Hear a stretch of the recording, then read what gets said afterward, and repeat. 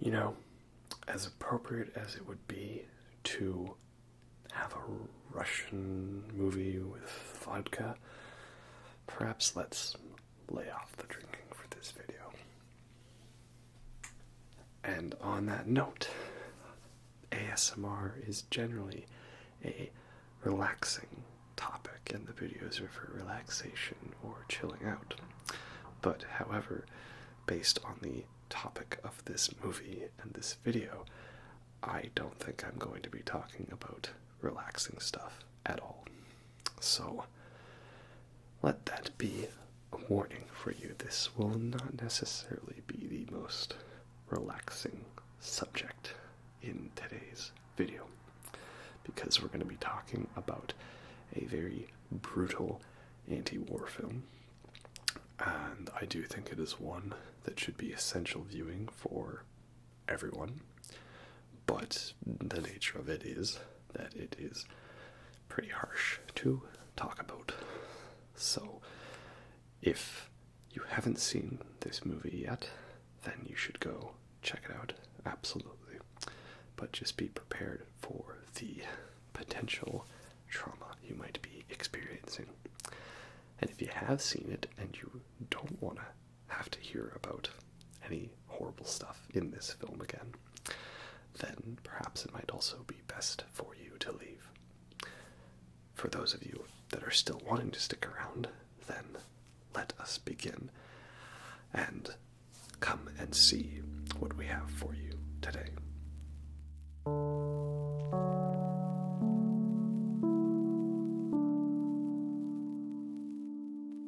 Okay, so y'all are still here then, that are interested and prepared for what we are about to talk about. Well then, okay, let us begin. Hey everyone, welcome to the ASMR Review Show. For today's video, we are going to be talking about the 1985 Russian anti-war film that is translated as Come and See, but it also can be translated to Go and Look.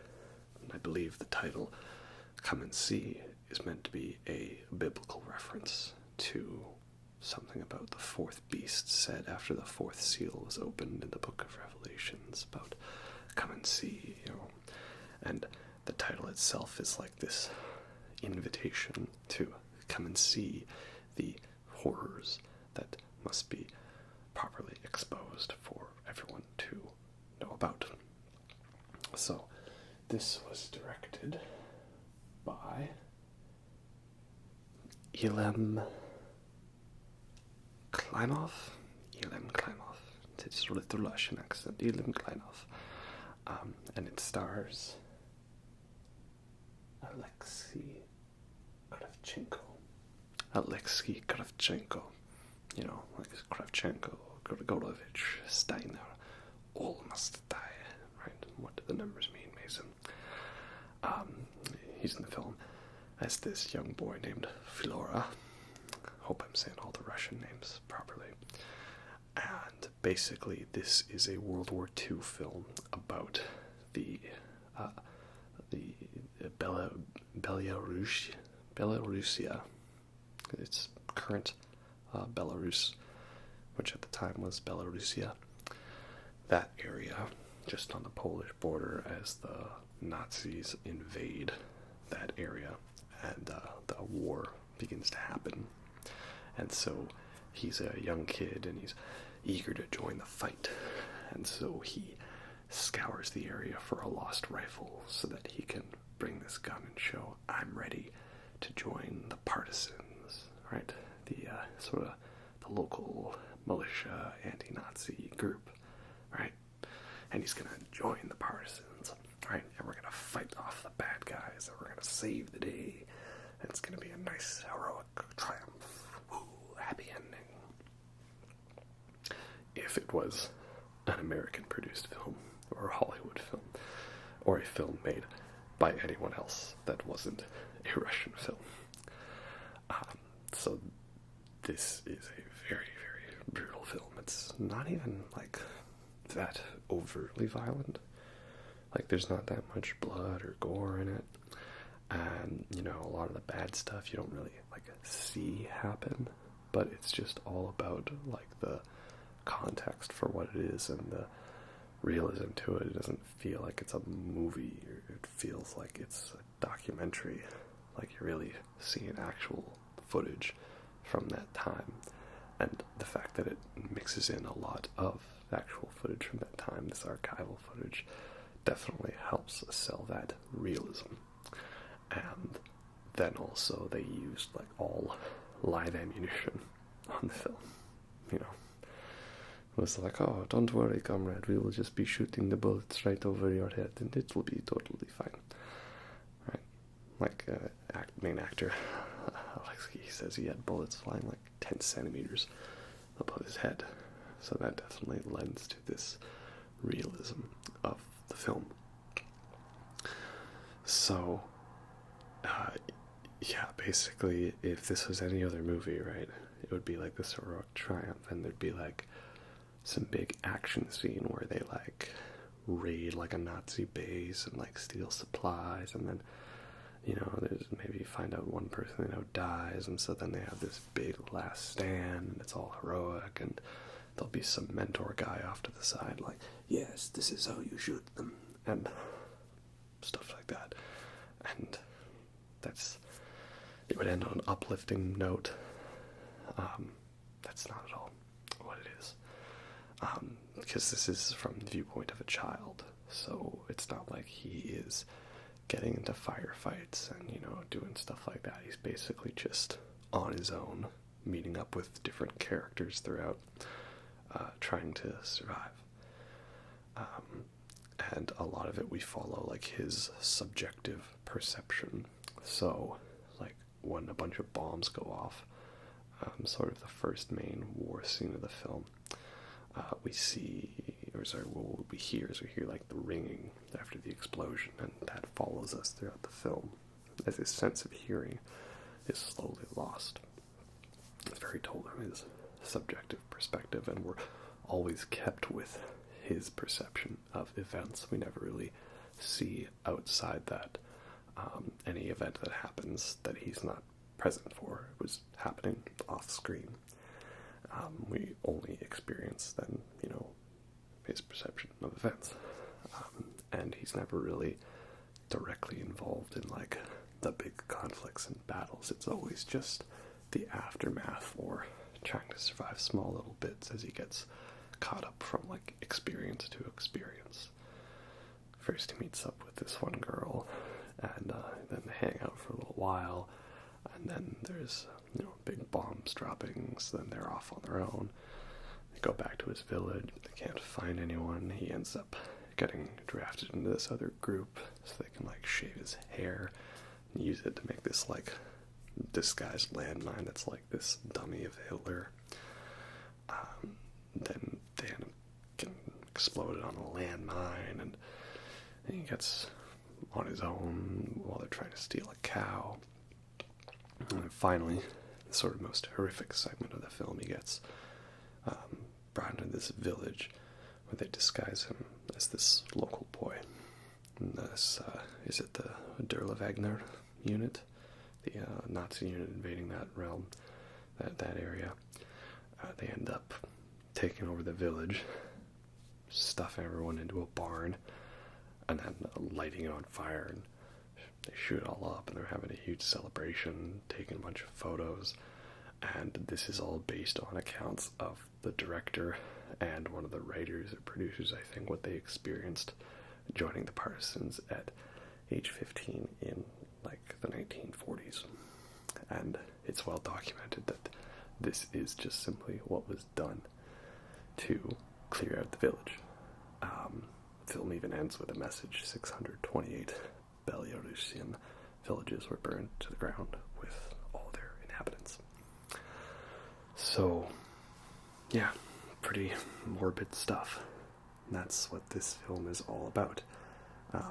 It's showing you what you do not want to see, but you need to see to understand. That's ultimately what this is. Why it's essentially a documentary and not really a film. And it's a very important one, you know, I think. it's a horrible time in history, and war in of itself is a horrible thing.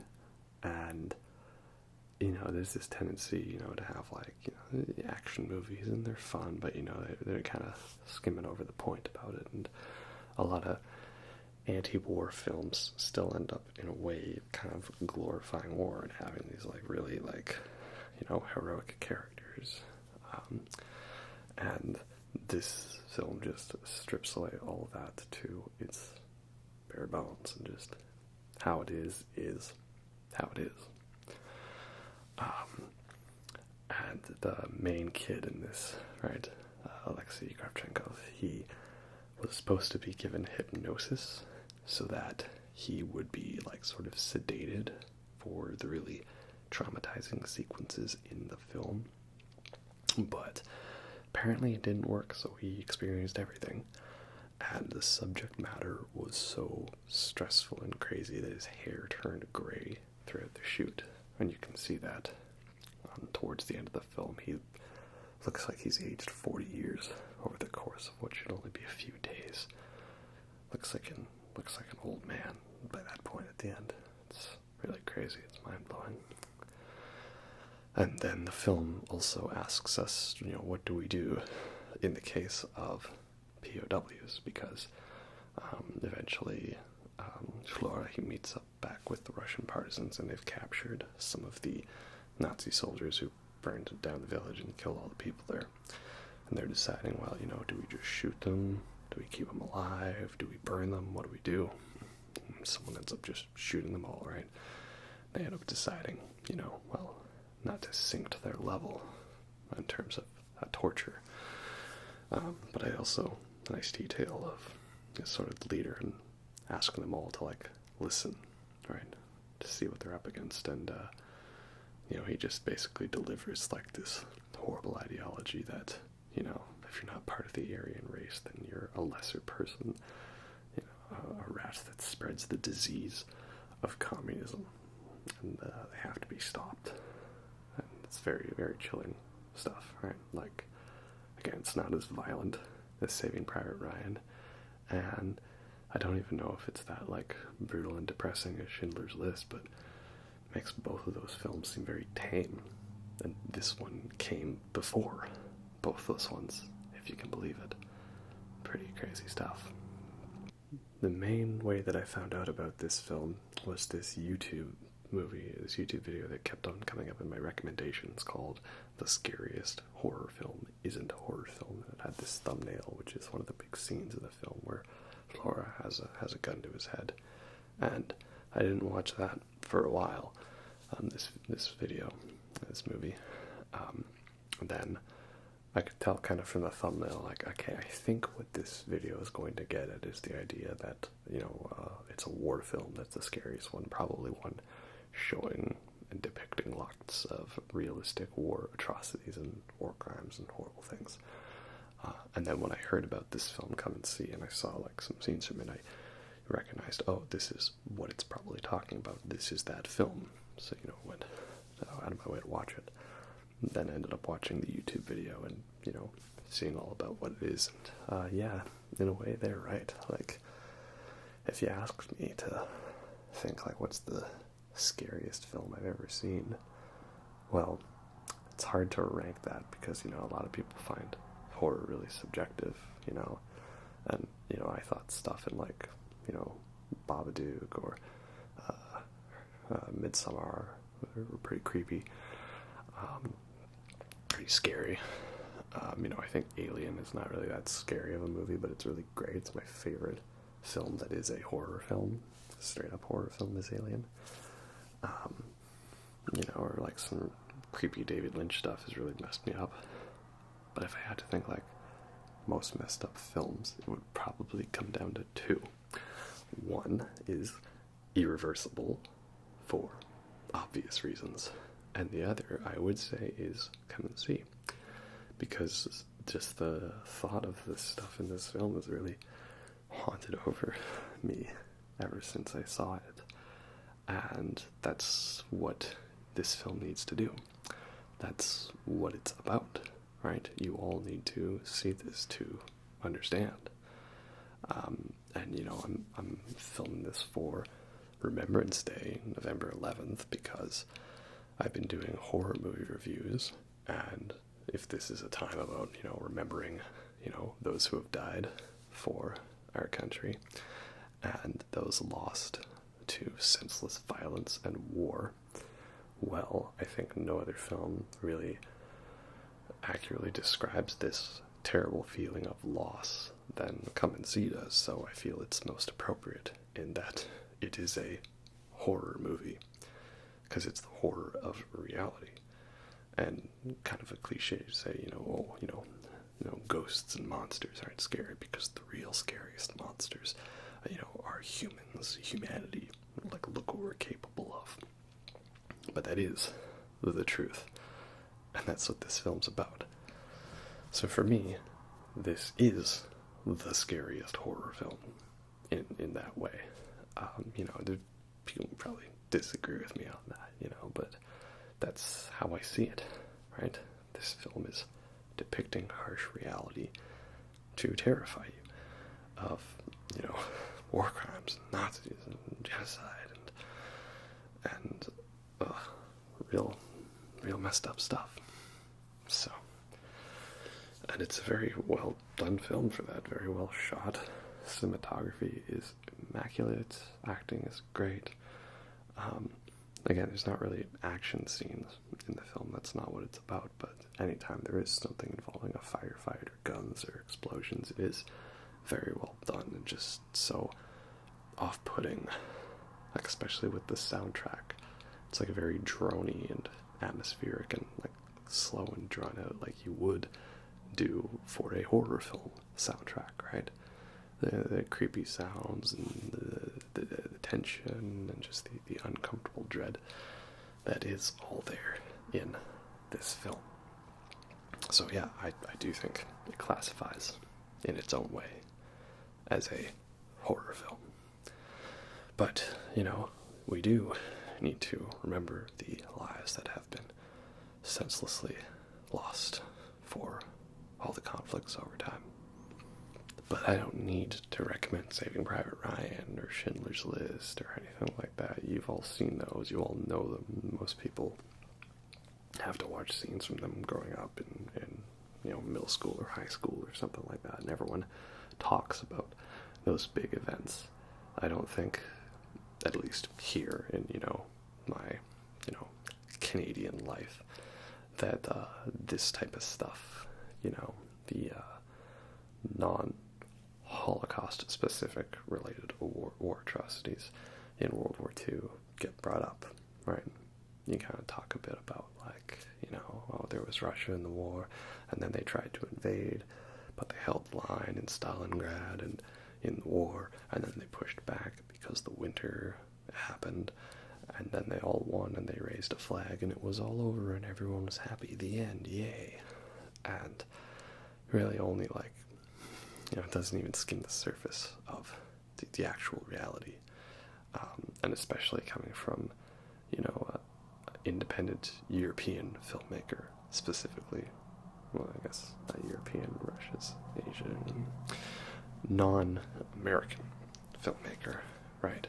Because Hollywood film, or, you know, films here, there's, you know, it's artistry, but it is still, you know, in mind about what the audience will think, and they're tested in focus groups. And I feel like the non-American films, the foreign films, you can get away with a lot more, and they get a lot more abstract and obscure and artsy, and not many of them are straight up horror films, but they are real traumatizing stuff, you know. So that's how I view it. I think it's good for people to watch because they need to get that outsider perspective on these events, right? So let's talk about the ending to the film. This film ends with this long montage where Stora, he finally fires his rifle. He's had it with him for most of the film. He loses it and he gets it back later. And finds this propaganda poster of Hitler as declaring him the liberator, and so he just shoots it over and over, and we see all this footage of World War II, and like all the marches and the planes and the bombs and Pearl Harbor, and it's all going backwards. It's all being reversed, right? And Hitler's time is reversing. He's going back to when he's a kid, and it's all about him hoping that perhaps he could erase this all and make it that it never happened. And finally, it gets down to a picture of baby Hitler, and ultimately he's there forced to confront his own humanity. Like, if I symbolically do this, am I any better, right? What is the real answer to this situation like this? And we don't know, right? And the film doesn't really even end, right? You have Mozart's Lacrimosa playing, so hauntingly beautiful in this scene. And ultimately, Flora just catches up back with the partisans, and they just keep marching into the woods. It just sort of stops, right? Because even though the film is ending, like, for these people, their experiences in this war have not ended, and they're going to continue to go on. So that's why it just has to kind of stop with no real conclusion of sorts. Very effective and powerful, that's for sure. So, if you decided to get all the way through this and get spoiled, you should go experience this for yourself. But again, it's not a relaxing one to talk about, but it's one that needs to be discussed. Sometimes the conversations we need to have are not the ones we want to have, but they are the ones that we should be having, and we need to be able to have those conversations about those things that we don't want to have said. And that's definitely, I think, where this film falls into, and what it is about. So yeah, hopefully you take some time out of your day to give respect to those who are no longer with us, and I hope you all make sure to stay safe yourself in these troubling times. Maybe we'll have something a little more on the lighter side for the next video. Probably not. I'm mainly talking about horror movies. It's going to be all dark and depressing. That's how it is right now. But if you're into that sort of thing, then stick around, and I'll catch you next time.